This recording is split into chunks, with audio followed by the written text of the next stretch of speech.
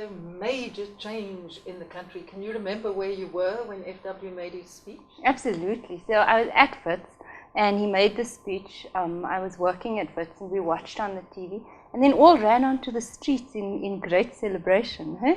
Could you imagine how the country was going to change? At that moment?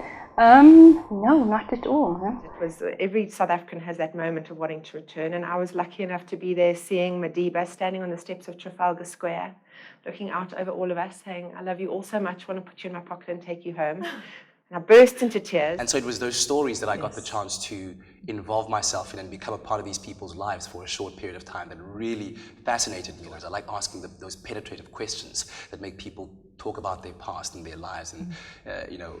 It's not the questions, it's the listening. It's the listening, yes, that leads to the next question, exactly. For an entrepreneur, that is the key, that you have to just give it your all, throw yourself into it. I think it's life. If you are making a go of a marriage, that's all you have, actually. And no human being is perfect, so there's lots of imperfections in that, and you've got to work at it. And similarly, in a business, if you don't have difficulties, how are you going to grow? South Africa, which is a completely bipolar country, but Bafana wins and the stock exchange is up and we're floating on air and the country is lovely and we love each other. You know, the Proteas lose and we're depressed and we set fire to each other and want to throw coaches out windows, and you know, we're exactly like that, and that is the power of sport. And cut myself off from the world and go between a Pirates game and a Blue Bulls game. That's heaven for me. South Africa, we've seen in the past 5 years, 359,000 South African professionals have returned home. What makes a home?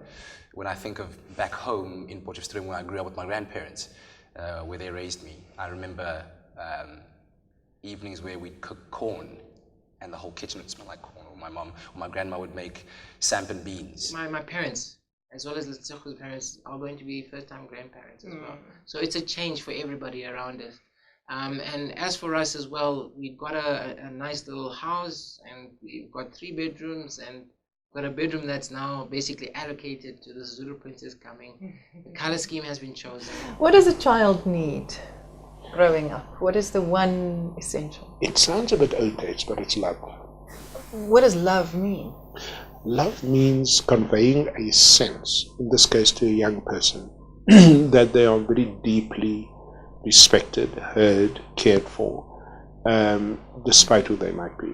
And as long as I'm meant to be here, I will be here and continue to make a contribution in the way that I can. And so it brings to the fore the conversation about being actively South African versus sitting passively on the sidelines. So if you're going to have a national pride day at your home, invite a cross-section of people. You know, make sure your kids get together.